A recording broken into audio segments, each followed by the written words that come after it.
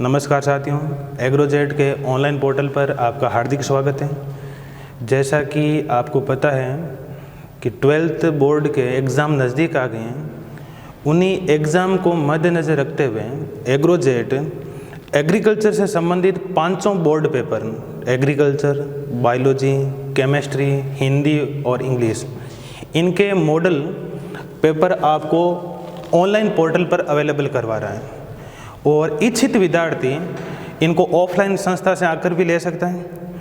और आज इन पेपर की श्रृंखला में हम पहला एग्रीकल्चर का पेपर सोल्व आउट कर रहे हैं। ध्यान रहे बेटा, ये मॉडल पेपर है और बोर्ड पैटर्न के तहत बनाया हुआ आपका मॉडल पेपर है।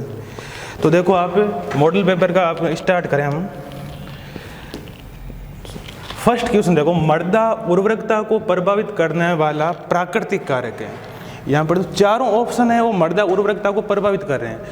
पैतृक पदार्थ, जल क्रांति, पीएच, जुताई का ढंग, बट क्वेश्चन में लिखा हुआ है प्राकृतिक कारक है, तो आपका ऑप्शन सही हो जाएगा ए। प्राकृतिक कारक हो जाएगा आपका पैतृक पदार्थ। वस्तुनिष्ठ का सेकेंड क्वेश्चन देखें हम। टिकाऊ खेती के निर्धारण में महत्वपूर्ण है।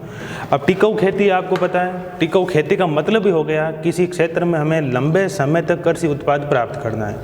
लंबे समय तक कृषि उत्पाद प्राप्त करना है तो हमें इन चारों ऑप्शन, देखो हम पहले पर्यावरण को भी देखना पड़ेगा, हमें इकोसिस्टम को भी ध्यान में रखना पड़ेगा, हमें जल, मृदा, इन सब को ध्यान में रखकर हम खेती करते हैं। तो हमारे यहाँ पर देखो, सूचना प्रबंधन, आनुवांशिक विविधता, ऊर्जा प्रबंधन, उन सब से इथिक्स जो आपको मिल रहा है वो है आपका पर्यावरण। तो सेकंड ऑप्शन हो गया आपके, सेकंड का आंसर हो गया पर्यावरण। उसी अकॉर्डिंग देखो, आपके गाँव में सिंचाई की सबसे महत्वपूर्ण क्रांतिक अवस्था है क्रांतिक अवस्था। क्रांतिक अवस्था का बेटा मीन है आपके पौधे की वह अवस्था जहाँ पर जल की कमी हो जाए तो उत्पादन सर्वाधिक प्रभावित होता है। उस अवस्था को हम कहते हैं क्रांतिक अवस्था। और गांव में आपके शीर्ष जड़ जमाव के समय। उसी प्रकार आपके वस्तुनिष्ठ का चौथा क्वेश्चन, गाजर घास के नियंत्रण हेतु प्रयुक्त किया जाता है। अब गाजर घास हेतु जैव अभिकर्ता है हमारे जाइगोग्रामा बाइकोलेरेटा, तो ऑप्शन हो जाएगा ए इक्वल। आपने हमारे देश में कुल शुद्ध कृषि का कितना प्रतिशत क्षेत्र वर्षा पर आधारित है? हमारी वर्षा आधारित खेती, और हमारी खेती को मानसून का जुआ भी कहते हैं। और हमारी 58% जो ज़मीन है, टोटल सॉइल है, वो आपके वर्षा आधारित है, मतलब वहाँ पर सिंचाई के संसाधन अवेलेबल नहीं है। फिर बात करते हैं प्रताप C50 किसकी किस्म है? मूंगफली की। अगला, फल वृक्षों के लिए भूमि की गहराई होनी चाहिए 4.5, 3, 2 या 1 मीटर। अब आपको पता है फल वृक्षों की जड़ें ज़्यादा गहरे पर जाती है, तो मिनिमम फल वृक्षों के लिए 2 मीटर मृदा गहरी होनी चाहिए। अगला, आपके आंवले में पुष्पन का समय जनवरी, फरवरी, मार्च, अप्रैल, जून, जुलाई, अक्टूबर, नवंबर। तो बेटा पुष्पन का समय वैसे तो हम देखते हैं कि पुष्पन बसंत ऋतु में प्रारंभ हो जाता है, और थोड़ा यहाँ पर क्वेश्चन अकॉर्डिंग देखना, हमें इक्वल करना है मार्च अप्रैल को। आंवले में पुष्पन का समय मार्च अप्रैल। एक ये भी ध्यान रखना आप, आंवले के अंदर युग्मक सुषुप्त अवस्था पाई जाती है, इस चीज़ को भी एक मद्देनजर रखना आप। अगला क्वेश्चन देखकर, पेक्टिन परीक्षण किया जाता है जेल मीटर द्वारा। पेक्टिन परीक्षण किसके निर्माण में काम लिया जाता है? कि जेली बनाने के लिए हम पेक्टिन परीक्षण करते हैं। क्यों करते हैं? क्योंकि जेली के अंदर शक्कर कितनी मात्रा में मिलाओगे वो पेक्टिन के अकॉर्डिंग हमें मिलानी पड़ती है। फिर अगला, सर्वप्रथम मनुष्यों द्वारा पशुओं को पालने का उद्देश्य क्या था? कि भाई सबसे पशुपालन शुरू हुआ था तो ह्यूमन ने क्या सोचकर पशुपालन किया? वस्त्र के लिए, भोजन के लिए, सवारी के लिए, बोझा ढोने के लिए। वर्तमान समय देखें तो हम चारों ऑप्शन सही हमारे, लेकिन स्टार्टिंग का ऑप्शन देखें तो हमारा हो जाएगा भोजन प्राप्ति के लिए। फिर मनुष्य द्वारा पशु ईसा से कितने वर्ष पूर्व पाले जाते थे? वो तो एग्जैक्ट आप 6000 वर्ष पूर्व पालन शुरू हो गया था।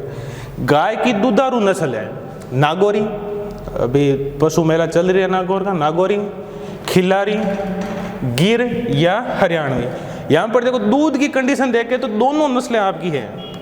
हरियाणवी का भी दूध उत्पादन अच्छा है, गिर का भी दूध उत्पादन अच्छा है, लेकिन यहाँ पर आपको दोनों में तुलना करें तो गिर दूधारू नस्ल मानी जाएगी। अब वस्तुनिष्ठ का 13वां क्वेश्चन देखो, किस रोग में पशु गर गर की आवाज करता है? थनेला, सरा, दुग्ध जवर, गलघोंटू। अब देखो थनेला के अंदर तो थन आयन वाला रोग हो गया आपके, सरा के अंदर पागलपन वाला हो गया, दुग्ध जवर के अंदर रक्त सीरम में कैल्शियम की कमी हो जाए तो हो जाता है, और फिर बचा आपका गलघोंटू। उसके अंदर होता है क्या, गले के नीचे, जस्ट गर्दन के नीचे और अगले पैरों के मध्य सूजन आ जाती है, जिससे श्वसन नली अवरुद्ध हो जाती है और पशु गर गर की आवाज करता है। दुग्ध जवर है, जस्ट हमने अभी बात की थी पिछले क्वेश्चन में, दुग्ध जवर होता है रक्त सीरम में कैल्शियम की कमी के कारण। तो आपका कौन सा रोग हो गया? उपापचय रोग हो गया, क्योंकि पशु के शरीर में कैल्शियम की कमी हो जाएगी तो दुग्ध जवर का शिकार हो जाएगा। इस पॉइंट पर ध्यान रखना, पशुओं में होने वाला एकमात्र ये दुग्ध जवर रोग है जिसमें पशु का ताप कम हो जाता है। जनरली होता है क्या, जब पशु बीमार होता है तो पशु का ताप बढ़ जाता है, पशु को बुखार आ जाता है, लेकिन दुग्ध जवर के अंदर पशु का ताप कम हो जाता है। फिर ऑपरेशन फ्लड कब प्रारंभ हुआ? 1970 के अंदर। ऑपरेशन फ्लड यानी श्वेत क्रांति से आ रहा है आपका, ऑपरेशन फ्लड कब प्रारंभ हुआ? 1970। फिर हमारा दूसरे क्वेश्चन है, रिक्त स्थानों की पूर्ति कीजिए। दूसरे की फर्स्ट देखो, गन्ने में पायरिला के नियंत्रण हेतु खाली रिक्त स्थान का उपयोग किया जाता है, तो गन्ने में पायरिला के नियंत्रण हेतु इपिकैरिया बीटल का यूज किया जाता है, इपिकैरिया बीटल का उपयोग किया जाता है। फिर सीधा क्वेश्चन देखो, एक ही ऋतु में एक ही खेत में एक साथ 2 या 2 से अधिक फसलों को उगाना कहलाता है मिश्रित फसल। ठंडी हवाओं से बचाव हेतु वायुरोधी वृक्ष लगाते हैं। ठंडी हवा जनरली उत्तर से दक्षिण की ओर चलती है, तो उत्तरी साइड के अंदर हम वायुरोधी वृक्ष लगा देते हैं। लू चलती है आपके पश्चिम से पूर्व की ओर, तो लू से बचाव हेतु हम पश्चिमी दिशा के अंदर वायुरोधी वृक्ष लगाते हैं। फिर आगे देखो, संतरे का खाया जाने वाला बाग है, रसीले प्लेनसेटल रेसे, रसीले प्लेनसेटल रेसे। मूंगफली के तेल में मूंगफली में तेल की मात्रा होती है, मूंगफली के बीजों में तेल की मात्रा होती है। तो मूंगफली के बीजों के अंदर तेल की मात्रा होती है बेटा 48 से 55%, 48 से 55%। फिर अगला, पशु माता रोग से बचाव हेतु टीके का उपयोग किया जाता है। नाम के अकॉर्डिंग देखो, पशु माता का दूसरा नाम आपके रिंडर पेस्ट है, तो टीका हो जाएगा आपके आरपी का या रिंडर पेस्ट का टीका। फिर अगला, नसबंदी किए हुए नर पशु को टीजर बुल कहते हैं, नसबंदी किए हुए नर पशु को टीजर बुल। ये टीजर बुल का उपयोग जनरली किया जाता है कि मादा पशु के अंदर यदि मध्यकाल के लक्षण प्रकट ना हो तो मध्यकाल की पहचान है तो टीजर बुल का उपयोग किया जाता है। मिनी एलिफेंट यानी छोटा हाथी किसे कहते हैं? एक देखो, हमारे भैंस की नस्ल है जो हैवी वेट के अंदर होती है, उसे मिनी एलिफेंट कहते हैं। शायद आपको याद आ रही होगी, जाफराबादी नस्ल। कौन सी नस्ल बेटा? जाफराबादी नस्ल को मिनी एलिफेंट कहते हैं। फिर एक एबीसीडी से वापस रिपीट है, ऑपरेशन फ्लड का प्रथम चरण कब प्रारंभ हुआ? जब ऑपरेशन फ्लड प्रारंभ हुआ तभी कौन सा चरण स्टार्ट हुआ था? प्रथम चरण, तो वो सेम 1970 के अंदर है। फिर केचप व सॉस का टीएसएस मान क्रम से, इसको देखो मिक्स्ड क्वेश्चन है, केचप व सॉस दोनों टमाटर से बनाए जाते हैं। यदि टीएसएस मान 25 है, 25% है, टीएसएस मतलब कुल घुलनशील ठोस पदार्थ, 25% है तो वो कहलाएगा केचप। यदि उसका मान 15 से 16% है टीएसएस का, तो कहलाएगा आपके सॉस। यानी केचप व सॉस का टीएसएस मान क्रम से 25% व 15 से 16% है। अब यहाँ से आगे बढ़ते हैं हम। तो तीसरा क्वेश्चन, निम्न प्रश्नों के उत्तर 1 शब्द में 10 शब्दों में दीजिए। सारे क्वेश्चन 1-1 नंबर के हैं। बीज व सुषुप्त अवस्था को परिभाषित कीजिए। 2 परिभाषा ध्यान रखना, यहाँ पर बीज व है ना कि बीज की। बीज किसे कहते हैं? कि भाई पौधे का कायिक लैंगिक भाग जो अपने समान नए पौधे का निर्माण कर सकता है, बीज कहलाता है। या हम कह सकते हैं जड़, पत्ती, तना या दाने जो अपने समान पैतृक के समान नए पौधे का निर्माण कर सकते हैं, बीज कहलाता है। अब दूसरी आप डेफिनेशन देखें, सुषुप्त अवस्था। सुषुप्त अवस्था का मीन सीधा समझौता बीज का शोषण, भौतिक, जैविक या रासायनिक, तीनों कारण हो सकते हैं। भौतिक, जैविक या रासायनिक कारणों से बीज का एक क्रियाशील होना, सुषुप्त अवस्था कहलाता है। बीज की जनरली क्रिया क्या है? बीज की क्रिया है उगना। यदि उग नहीं रहा है तो क्या हो जाएगी आपकी सुषुप्त अवस्था। फिर अगला देखो सापेक्ष खरपतवार किसे कहते हैं? बड़ा इजी से डायरेक्टली क्वेश्चन। शुष्क खेती में बीज दर कितनी अधिक रखनी चाहिए? 10 से 15%। देसी कपास की 5 किस्में लिखी। यहाँ पर देखना देसी कपास की बात हो रही है, जैसे दिग्विजय, RG68, RG18, जी फर्स्ट, गिरनार, ये किस्में किसकी है? आपकी देसी कपास की। फिर भारतीय डेयरी निगम की स्थापना कब हुई थी? अब भारतीय डेयरी निगम ऑपरेशन फ्लड से जस्ट पहले, ऑपरेशन फ्लड से जस्ट पहले 13 जनवरी 1970 को, थोड़ा ध्यान रखना 1970 भी लिखो तो एक की बात है, जनवरी वाला नहीं रखो तो भी। खुजली के प्रमुख लक्षण लिखिए। जनरली खुजली के लक्षण आप इजीली दे सकते हो, थोड़ा सा देख लो इसके अंदर कि भाई खुजली के अंदर क्या होता है कि खुजली स्टार्ट कहाँ से होती है? पहले मुँह व पूंछ से। खुजली स्टार्ट कहाँ से होती है? मुँह व पूंछ से। मेनली जो पशु की गर्दन और रीढ़ की हड्डी वाला भाग है वहाँ पर फुंसियाँ हो जाती हैं, उस भाग पर सूजन आ जाती है, त्वचा हल्की लाल दिखाई देती है, और खुजली के कारण यदि पशु किसी ठोस अवरोध से रगड़ खाए तो वहाँ पर घाव की स्थिति उत्पन्न हो जाती है। घाव पर आपको पता है कि मक्खियाँ बैठेगी तो मैग्नेट उत्पन्न होगा, तो संक्रमण बढ़ सकता है। मुरब्बा किसे कहते हैं? परिभाषा ही देनी है आपकी। मुरब्बा है कि आपका फल है, जैसे आगरे का पेठा हो गया। परिभाषा क्या हो जाएगी इसकी? आप बड़ी छोटी सी देखो आपने कि फलों को शक्कर के साथ पकाकर तैयार किया गया उत्पाद।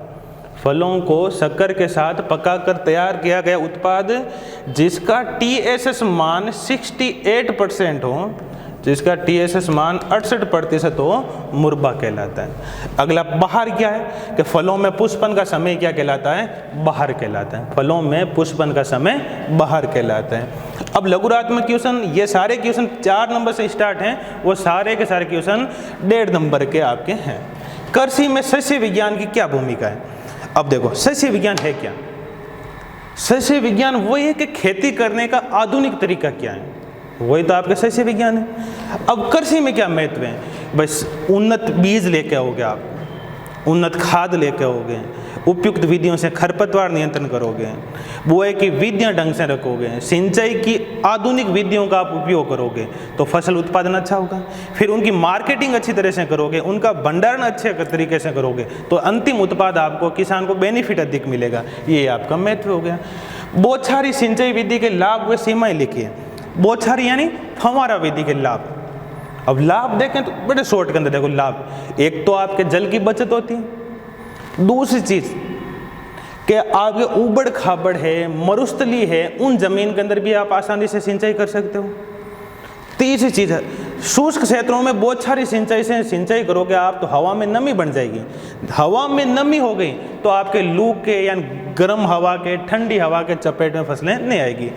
अब इसके बाउंडेशन देखो, सीमाएं देखो, तो जो अधिक जल मांग वाली फसलें हैं उनमें ये विधि आपके उपयुक्त नहीं होगी।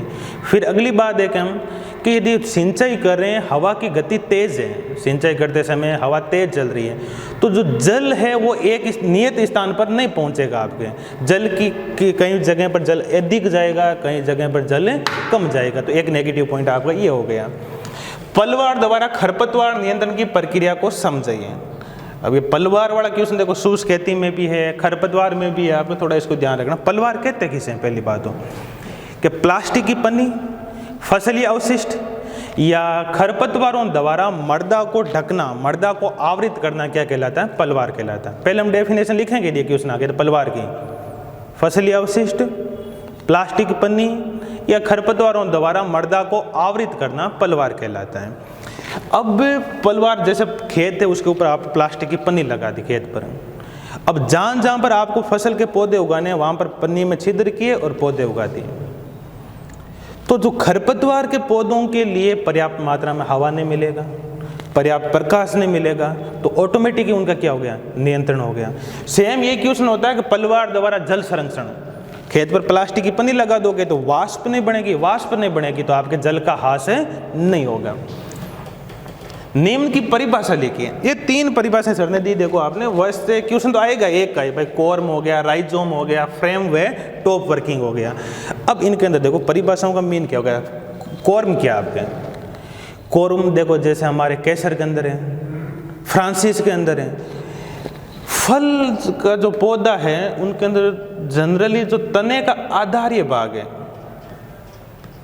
तने का आधार्य भाग, उसके ऊपर देखो अंदर हो जाए तो वो कंद वाला और वो मैटर हो जाएगा आपके इंटरनल वाला पार्ट। तो अब तने के ऊपर है, देखो मर्दा से ऊपर है, तने के चारों ओर मांसल आवरण बन जाता है। उस मांसल आवरण को हटाकर कहीं पर आप रोपित करो, यदि वो नए पौधे के अंदर कन्वर्ट हो जाए, नए पौधे में कन्वर्ट हो जाए, तो उसे हम क्या कहते हैं? कॉर्म कहते हैं। फिर आ गया राइजोम। राइजोम का मतलब जैसे अदरक है, हल्दी है, वो क्या आपके राइजोम। डेफिनेशन क्या हो जाएगी इसकी कि क्षैतिज वृद्धि करते हैं, यानी भूमिगत तने। तने देखो जनरली जमीन के बाहर होते हैं, भूमिगत तने जो क्षैतिज वृद्धि करते हैं तथा जिनके ऊपर कलिकाएं उपस्थित होती हैं उसे हम कहते हैं राइजोम। भूमिगत तने क्षैतिज वृद्धि करते हैं तथा उन पर कलिकाएं उपस्थित होती है, उसे हम क्या कहते हैं? राइजोम कहते हैं। फिर फ्रेम वर्किंग और टॉप वर्किंग, यानी कोई पुराना पौधा है उसका आपको जीर्णोद्धार करना है, उसमें वापस नए फल लगाने हैं, नई शाखाएं उत्पन्न करनी है, उस कार्य के लिए वर्क किया जाता है फ्रेम या टॉप वर्किंग। ध्यान रखना, इसके द्वारा नया पौधा नहीं बनाया जाता है, पौधों में सुधार किया जा सकता है, पुराने पौधों का जनरली किया जाता है। जैसे आंवला हो गया, आम हो गया, टाइम के साथ फल कम लग रहे हैं तो उनके अंदर हम फ्रेम व टॉप वर्किंग करते हैं। करते कैसे? यदि किसी पुराने पौधे की शाखाओं को काट कर उसके ऊपर कलिकाइन और उपरोपण के द्वारा नई शाखाएं स्थापित करते हो तो हम उसे कहते हैं शिखर रोपण। क्या कहेंगे हम? शिखर रोपण। इसका रिवर्स हो जाएगा, यदि शाखाओं को काटोगे नहीं तो हो जाएगी आपकी टॉप वर्किंग। अगला देखो आपने, ए फलन में आनुवांशिक कारक कौन कौन से हैं। अब देखो ए फलन का मीन क्या हो गया, यानी उत्पादन कम लग रहे हैं, जितनी मात्रा में लगने चाहिए उतने हमारे फल नहीं लग रहे हैं। देखो एक इसके रिवर्स होती है, जस्ट मिलती जुलती बात होती है आपकी अनुत्पादकता। लागत से उत्पादन कम हो तो उसे हम क्या कहते हैं? अनुत्पादकता। एफ फलन के अंदर आनुवांशिक कारक पूछ रहे हैं, पौधे के इंटरनल पार्ट के अंदर कौन सी गड़बड़ हो सकती है? जैसे असंगतता, 3 नाम ही लिखना है, थोड़ा लंबा भी हो जाएगा वीडियो आपके। असंगतता, संकरीकरण और सौबंध्यता। असंगतता, संकरीकरण और सौबंध्यता। अगला क्वेश्चन देखो, विषम वर्तिकात्व क्या है? सेम ये फलन वाले पार्ट का क्वेश्चन आपके, विषम वर्तिकात्व क्या है? अब देखो ये आपका दैहिक कारण है ए फलन का। यदि पराग कण से वर्तिका लंबी हो जाए, पराग तंतु पराग कोश से वर्तिका लंबी हो जाए तो पराग कण वर्तिका तक पहुंच नहीं पाएंगे, तो पौधे के अंदर फर्टिलाइजेशन नहीं होगा। फर्टिलाइजेशन नहीं होगा तो वहां पर बीज नहीं बनेंगे, तो वो हो गया विषम वर्तिकात्व। यानी परागकण तो रह जाएंगे छोटे नीचे और वर्तिका चली जाएगी आपके ऊपर, ये हो गया आपके विषम वर्तिकात्व। पशु स्वास्थ्य प्रबंधन क्या है? दूध को अमृत की संज्ञा क्यों दी गई है? अब देखो पशु स्वास्थ्य प्रबंधन, यानी आप जो पशु पालन करते हैं हम, वो पशु स्वस्थ कैसे रहें उसके लिए हम क्या कर सकते हैं भाई? तो जनरली डिजीज आएंगी तो उनके पहले हम क्या करें? टीकाकरण करवाएं। स्वास्थ्य प्रबंधन में पहली चीज हो गई, पशुओं में समय समय पर टीकाकरण करवाना चाहिए। यदि कोई पशु हमारा रोगग्रस्त हो जाए तो उस रोगी पशु को स्वस्थ पशु से अलग रखना चाहिए। फिनोल है, लाइसोल है या हमारे लाल दवा है, इनसे समय समय पर पशुशाला की सफाई करनी चाहिए, पशुओं को संतुलित आहार देना चाहिए। ये पॉइंट आपके हो गए स्वास्थ्य प्रबंधन में। फिर दूध को अमृत की संज्ञा क्यों दी गई है? कि भाई दूध में मानव आवश्यक सभी कार्बोहाइड्रेट्स, विटामिन, प्रोटीन सभी उपस्थित होते हैं, यानी मानव आवश्यक सभी पोषक तत्व उपस्थित होते हैं, इस कारण से दूध को अमृत की संज्ञा दी गई है। फिर हम बात करें जैसलमेरी नस्ल के ऊंट की 3 विशेषता लिखिए। देखो जैसलमेरी नस्ल है तो पहली विशेषता देखो जैसलमेरी की होगी स्टॉप अनुपस्थित, यानी खोपड़ी जो आपकी आंखों से ऊपर खोपड़ी उभरी हुई रहती है, तो जो बीच में गड्ढा बन रहा है जिसे स्टॉप कहते हैं, वो स्टॉप इसके अंदर नहीं होगा। दूसरी विशेषता देखें तो इसका रंग होता है गहरा भूरा। तीसरी लिखे तो इनकी ऊंचाई होती है आपके 7 से 9 फीट। ऊंट की ऊंचाई ध्यान रखना, जमीन से लेकर ऊपर कुब्बड़ तक, कुब्बड़ के जगह ना अपन लोकली वर्ड में थुई किया करा, कुब्बड़ तक आपने मापिया करा, इनकी ऊंचाई है 7-9 फीट 3 है। फिर कराकुल नस्ल के भेड़ की 3 विशेषता लिखिए। कराकुल की जो मेन विशेषता है वो तो है आपके पेल्ट। क्या आपके? पेल्ट। पेल्ट के अंदर क्या है, एक दिन के जनरली एक दिन के मेमनों को मारकर जो घुंघराली ऊन होती है छोटे मेमनों पर खाल युक्त ऊन प्राप्त की जाती है, जिसे हमारे लेदर के कपड़े बनते हैं, उसे कहते हैं पेल्ट। तो पहली विशेषता होगी कराकुल नस्ल का उपयोग पेल्ट के लिए किया जाता है। दूसरा, मध्यम आकार का शरीर, गहरा भूरा रंग, नर में सींग, मादा सींग रहित, ये हो गई आपकी कराकुल की विशेषताएं। अब बात करें राजस्थान में आम व अमरूद उत्पादन में अग्रणी जिलों के नाम बताइए। अब देखो, आम के लिए जनरली उपोष्ण जलवायु चाहिए, तो हमारा उदयपुर हो गया, हमारा ये आपके झालावाड़ हो गया, डूंगरपुर हो गया, बांसवाड़ा हो गया, यहाँ पर हम आम की खेती कर सकते हैं। फिर बात करें हम अमरूद की। अब अमरूद के लिए आप कौन कौन सी जलवायु रखोगे, उपोष्ण ये है आपके, तो अमरूद के लिए आप जनरली बात करें तो हमारे सवाई माधोपुर वाला साइड हो गया, हमारे ये अजमेर वाली पूरी हाडोती वाला क्षेत्र हो गया, जनरली बात करें हाडोती में कोटा बूंदी वाला क्षेत्र हो गया, वो हो गया आपके अमरूद के लिए। सरा के लक्षण लिखिए। सरा भी हमने बात की थी, सरा कह दो चाहे पागलपन कह दो, इसका एक नाम और है तीवर्षा, क्योंकि रोग जनरली 3 वर्ष तक चलता है। तो ये हो गया। एक ये ध्यान रखना, सरा आपके ऊंट का मुख्य रोग है, पागलपन ऊंट का मुख्य रोग है। इसके डिजीज के 3 लक्षण हैं आपके मुख्यतः, 3 भागों में बांटा जा सकता है, हम कह सकते हैं लक्षणों को। पहला देखें तो अधिक तीव्र रूप,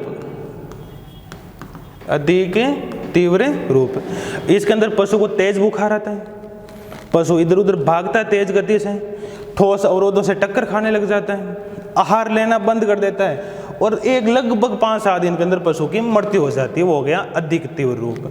फिर आपके तीव्र रूप, जनरली तीव्र रूप, इसमें पशु में बुखार तो आता है लेकिन इतना नहीं आता है कि अधिक तीव्र रूप जितना।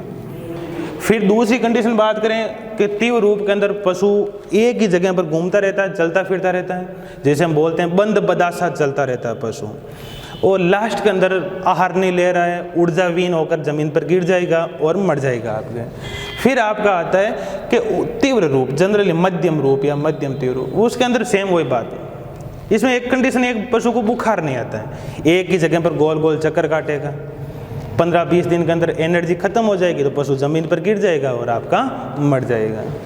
फिर एंथ्रेक्स की रोकथाम लिखिए। एंथ्रेक्स बैसिलस एंथ्रेसिस से होने वाला रोग है आपके, और जनरली हम देखते हैं कि एंथ्रेक्स रोग के अंदर पशु का पोस्टमार्टम नहीं किया जाता है। एंथ्रेक्स रोग की रीजन क्या है कि एंथ्रेक्स रोग आपका इंसान से पशुओं में और पशुओं से इंसान के अंदर हो सकता है। रोकथाम के लिए देखो तो आपके सल्फामिडीन है, सल्फामिडीन 15 ml एक तो हो गया IM के रूप में। दूसरी औषधि देखा हम डेक्सोना 3 ग्राम, टाइसिन का ध्यान रखना बुखार रोकने के लिए, टाइसिन 15 ml, और लास्ट के अंदर 3 केमिकल दे रहे हो तो एक लाइन और लिख लोगे आप, एविल 10 ml। फिर हम बात करते हैं, ये आपके 3 नंबर वाले क्वेश्चन हो गए। अब की बार है कि 3 नंबर वाले सभी क्वेश्चनों में अथवा आएंगे, ऑप्शनल क्वेश्चन है आपके। सोड़ा देखो तो गोबर की खाद का महत्व व संशोधित गड्ढा विधि का वर्णन कीजिए। पहले ये ऑप्शन देखते हैं, गोबर की खाद का क्या महत्व है। जनरली हम महत्व बताते हैं, पोषण महत्व है। तो पोषण महत्व क्या आपके कि गोबर की खाद में नाइट्रोजन कितना है 0.5% है, फास्फोरस कितना है 0.25%, और फिर पोटाश हो जाएगा सेम ही 0.5%। अब बात करते हैं संशोधित गड्ढा विधि, गोबर खाद बनाने की सबसे उपयुक्त विधि है।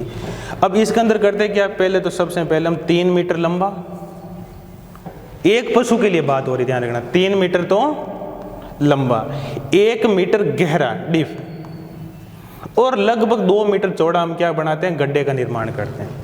यदि बलुई मृदा है तो पक्के गड्ढे का निर्माण करोगे, यदि आपके दोमट है और कठोर मिट्टी है जिसके अंदर लीचिंग नहीं हो रही है तो वहाँ पर कच्चे गड्ढे का भी आप काम चला सकते हो। एक पशु के लिए गड्ढा बना रहे हैं, उसमें करते क्या, गड्ढे में सबसे पहले तो लगभग 10 सेंटीमीटर तक हम फसलीय अवशिष्टों की परत बनाते हैं।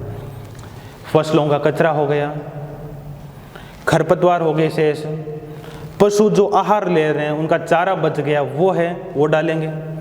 उसके ऊपर 60 से 70 सेंटीमीटर हम गोबर की परत बनाएंगे, गोबर बिछावन मूत्र की। फिर वापिस परत बनाएंगे हम पशु बिछावन की, आपके फसली अवशिष्ट इनकी, फिर गोबर की, इस अकॉर्डिंग लगभग गड्ढे से हम 10 से 20 सेंटीमीटर ऊपर लेके चले जाएंगे और ऊपर मिट्टी से ढक देंगे। ये 2 से 3 महीने के अंदर आपकी खाद बनकर तैयार हो जाएगी।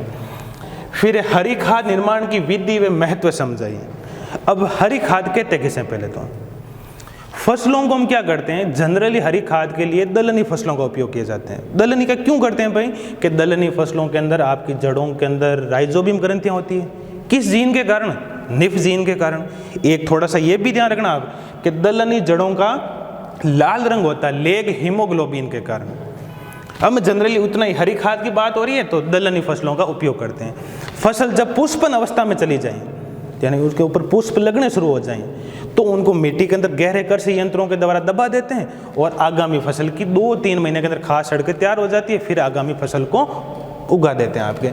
अब हरी खाद की निर्माण विधि में देखोगे आप तो सारी बातें हैं भाई, बीज दर कैसे उगानी है, बीज दर ज़्यादा लेनी है, उन फसलों का चयन करना है जिनका कायिक विन्यास अधिक हो, कायिक भाग मुलायम हो, ताकि वो मिट्टी में जल्दी से सड़ गल जाए आपके।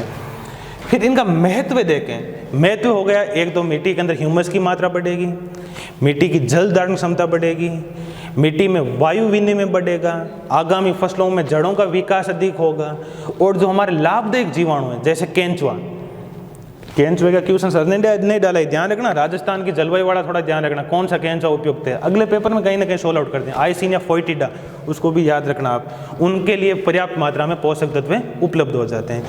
फिर अगला, भारत में फल परिरक्षण की वर्तमान स्थिति बताइए अथवा फल परिरक्षण का महत्व बताइए। अब बात करें भारत में फल परिरक्षण की वर्तमान स्थिति, और वर्तमान स्थितियां तो भारत में सारी की सारी डावाडोल हैं, क्या आपकी है क्या हमारी, क्या फल परिरक्षण की। लेकिन जनरली एक चीज़ ध्यान रखना, भारत के अंदर स्टार्टिंग अंदर आपने इस चैप्टर को पढ़ा है तो पता है आपको कि टोटल जो यील्ड प्राप्त हो रही है उसका केवल 2% भाग ही परिरक्षण के लिए उपयुक्त हो पा रहा है, क्योंकि हमारे यहाँ पर इतनी ज़्यादा प्रयोगशालाएं या परिरक्षण उद्योग नहीं है कि परिरक्षित कर सकें। एक हमारे दूसरी कंडीशन भी है कि परिरक्षित उत्पाद को हम उसकी क्वालिटी को डाउन मानते हैं, उसकी कम मानते हैं। जनरली टमाटर यूज़ ले सकते हैं, लेकिन टमाटर का सॉस हम देखेंगे भाई ये ख़राब है। अचार घर पर बना सकते हैं, लेकिन मार्केट वाला अचार का बोल देते हैं ये अचार आपका ख़राब है।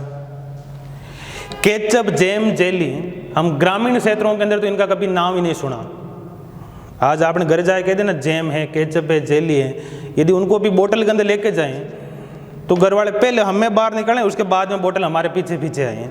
तो एक तो कंडीशन ये हो गई। दूसरी बात करें कि भारत के अंदर जो आपके परिरक्षण उद्योग, एग्जैक्ट इसका आंसर देखो कि भाई भारत में परिरक्षण उद्योग टोटल उत्पाद के केवल 2% ही है। क्यों कम है, इसके रीजन लिख दो। एक तो ग्रामीण क्षेत्रों में अवहेलना हो गई, दूसरी हम बात करें कि भाई परिरक्षित उत्पाद अपेक्षा करते महंगा होता है। क्यों महंगा होता है, एक तो हो गया हमारे यहाँ पर जो टिन है, शक्कर है, प्लास्टिक है, इनके जो एक्स्ट्रा जो मटेरियल है वो सारा हाई कॉस्टली है, उनकी कॉस्ट ज़्यादा है, तो आपका जो टोटल उत्पाद बना उसकी वैल्यू क्या हो जाएगी, ज़्यादा।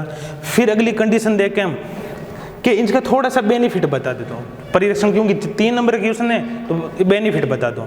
बेनिफिट में आप क्या लिख सकते हो कि भाई परिरक्षित उत्पाद जहाँ दुर्गम क्षेत्र है वहाँ पर फल और सब्जियों को नहीं पहुँचाया जा सकता, वहाँ पर संतुलित आहार के लिए हम परिरक्षित उत्पाद को पहुँचा सकते हैं। बस इतने, ये महत्व के अंदर सारी यही बात हो गई। दूरस्थ स्थानों पर पहुंचा सकते हैं, फल और सब्जियों को खराब होने से बचा सकते हैं, इच्छित समय पर मार्केटिंग करके वैल्यू ज़्यादा प्राप्त कर सकते हैं। और भी इसके अंदर पॉइंट देख लो। फिर अब बात करें HF यानी होलिस्टीन फ्रीजियन अथवा मालवी नस्ल का उद्गम व उपयोगिता लिखिए। देखो 2 ही चीज़ें आपके, उद्गम और उपयोगिता। HF, अब HF का उद्गम स्थान कौन सा, हॉलैंड कहाँ पर आ रहा है आपके, नीदरलैंड के अंदर। फिर उपयोगिता बात करें तो HF नस्ल है, होलिस्टीन फ्रीजियन, सर्वाधिक दूध देने वाली नस्ल है। अभी तक ज्ञात नस्लों में सबसे ज़्यादा दूध देने वाली नस्ल कौन सी है, HF। कितना देती है भाई कि एक ब्यांत में 5 से 6 हज़ार लीटर ये दूध देती है। फिर बात करें दूध में वसा की मात्रा कितनी होती है, दूध में 3.4 से लेकर 4% तक फैट पाई जाती है। फिर बात करें दूसरी नस्ल कौन सी थी आपकी, मालवी नाम के अकॉर्डिंग उद्गम स्थान कौन सा, मालवा। अब मालवा के अंदर कौन कौन से जिले आते हैं, एक तो हमारे यहाँ पर कोटा बूंदी वाले क्षेत्र को भी मालवा बोल देते हैं। मालवा के अंदर जनरल ध्यान रखना आपने, उज्जैन है, मंदसौर है, रतलाम, उज्जैन, मंदसौर और रतलाम, इन तीनों जिलों को मालवा क्षेत्र बताया जाता है। ये आपके उद्गम स्थान है। फिर बात करें, मालवी भी दुधारू नस्ल है, लेकिन मालवी नस्ल के नर पशुओं का उपयोग हम कृषि कार्यों में, बोझा ढोने में कर सकते हैं। फिर अब आगे आपका एक 4 नंबर का क्वेश्चन, हाँ शुरू हो गया सर, 4 नंबर के यहीं पर है ना। फिर गेहूं अथवा मूंग की खेती का वर्णन निम्न बिंदुओं के आधार पर कीजिए। आपको 4 पॉइंट मिलेंगे। पूरा आपके हो गया कि यदि वैज्ञानिक विधि से वर्णन करो तो आप क्या करोगे भाई कि बीज दर, बीज, किस्में, बीजोपचार, जलवायु, प्रोटीन, विटामिन, जितना ऑल टोटल मटेरियल हमें लिखना पड़ेगा।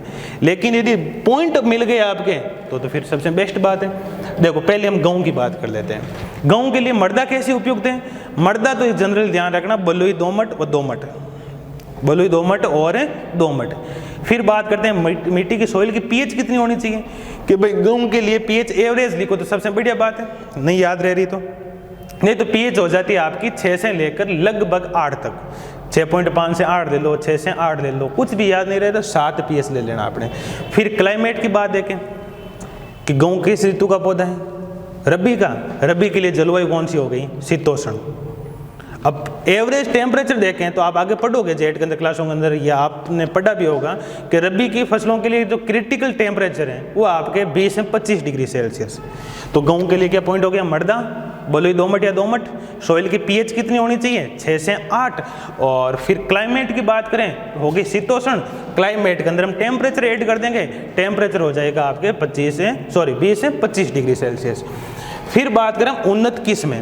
अब गेहूं की हमें जनरली कम से कम 4 से 5 किस्में लिख के रहनी है। चाहे कोई भी फसल आ जाए, चाहे कोई भी फल आ जाए, हमें 4 से 5 किस्में इसके अंदर ऐड कर दी हैं। जैसे गेहूं की हो गई राजती 77 हो गई, लोग फर्स्ट हो गई, अर्जुन हो गया, खाचरिया हो गई।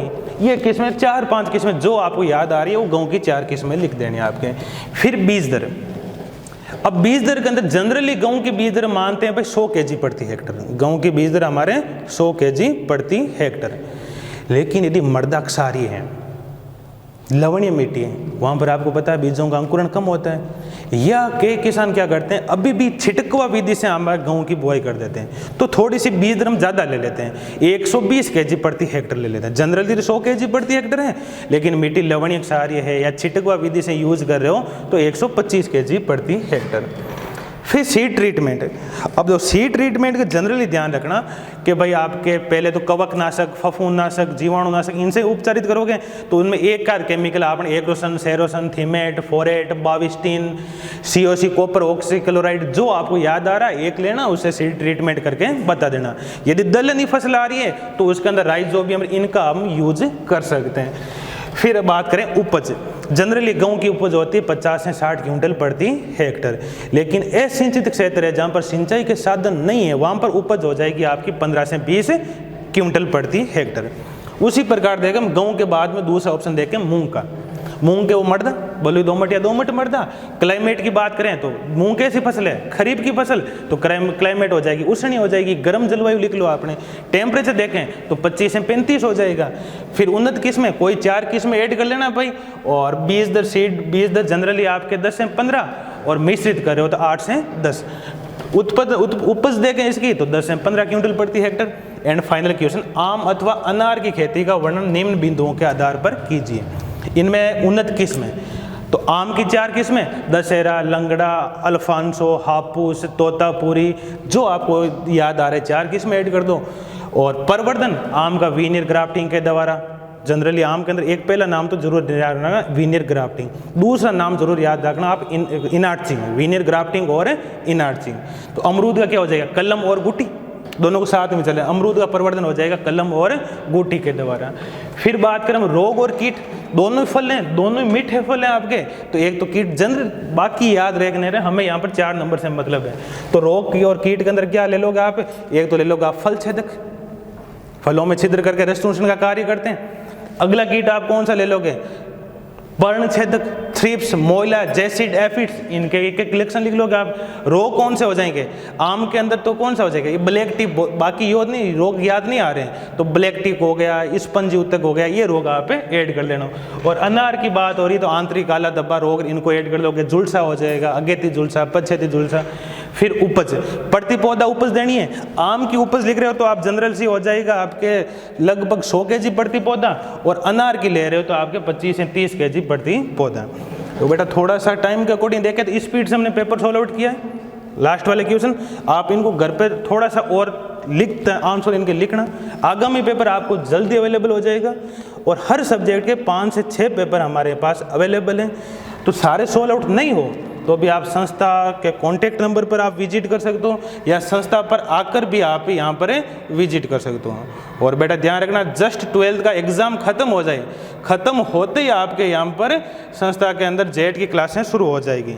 लॉन्ग ईयर और क्रैश कोर्स दोनों के बेंच अवेलेबल हैं।